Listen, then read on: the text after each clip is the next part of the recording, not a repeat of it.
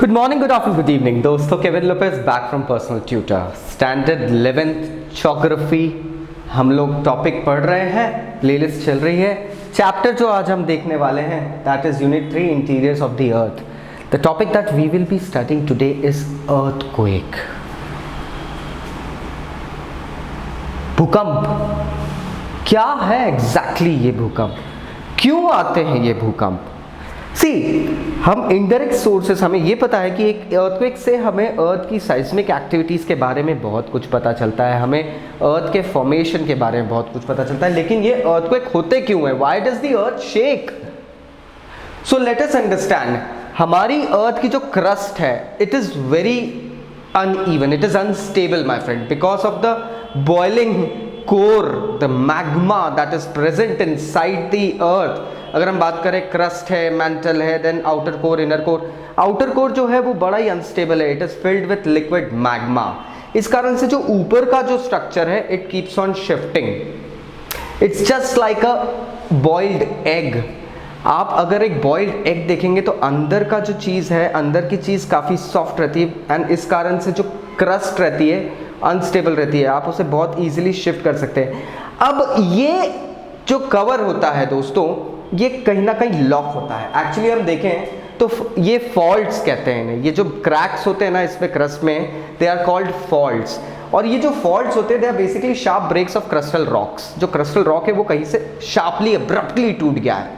अब ये जो क्रिस्टल ब्रेक्स हैं, जो फॉल्ट्स हैं, they keep on they keep on going ahead up and down, they keep on frictioning each other, एक दूसरे से ना फ्रिक्शन करते रहते हैं, इनके ऑपोजिट डायरेक्शन चलते हैं।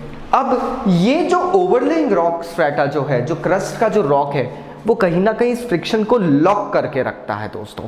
अब ये जो लॉक और प्रेशराइज्ड रहता है, प्रेशर ये इतना स्ट्रांग हो जाता है कि ये कभी कभी इस फ्रिक्शन को ओवरकम कर लेता है। लेकिन ये होता है आपका कई सौ हजारों सालों में। कभी कभी ये फ्रिक्शन बहुत नॉर्मल रहते हैं, हमें महसूस भी नहीं होते हैं। इनफैक्ट आज मैं यहाँ हमारे पर्सनल ट्यूटर के स्टूडियो में अगर एक वीडियो बना रहा हूँ तो मेरे पैरों के नीचे भी कहीं ना कहीं साइस्मिक एक्टिविटी चल रही होगी। आप अपने घरों में बैठ के अगर इस वीडियो को देख रहे हैं, स्टडी कर रहे हैं, तो आपके घरों के नीचे भी कहीं ना कहीं साइस्मिक एक्टिविटी चल रही होगी। But at times friends it is so negligible that you don't even observe it. But कभी कभी ये सच में मैसिव होते हैं। एक जलजला सा आ जाता है, जमीन हिलती है, that is called the earthquake. अब ये ओवरकमिंग ऑफ जो फ्रिक्शन जब एब्रप्ट हो जाता है तो अर्थक्वेक तो आता है, इसके साथ में बहुत सारी एनर्जी रिलीज होती है। ये अर्थक्वेक क्यों आ जाता है? क्योंकि एक एनर्जी रिलीज हो गई है। और ये क्रिस्टल रॉक हमारे, ऐसा नहीं है कि हम रोड पे चल रहे हैं और हम देख रहे हैं फ्रिक्शन। दोस्तों ये कई हजार किलोमीटर जमीन के अंदर होता है। And at the point where exactly scientist ने सेस्मोग्राफ्स जो होते हैं उनसे जब स्टडीज करना शुरू करी, उन्हें वो पॉइंट पता चलना शुरू हो गया कि अर्थ के नीचे जो अर्थ की क्रस्ट है उसके अंदर कितने अंदर ये अब्रप्ट फ्रिक्शन का ब्रेक हुआ है। And the point of origin of this friction of break is known as the focus of the earthquake और the hypocentre of the earthquake. अब हम जानते हैं, आपने कभी बॉम्ब फूटते हुए तो देखा ही होगा। There are millions of videos on YouTube दोस्तों, चारों तरफ एक गोल विशाल बबल बन जाता है। ये सेम चीजें अर्थ में भी होती है, वेव्स फैलती है।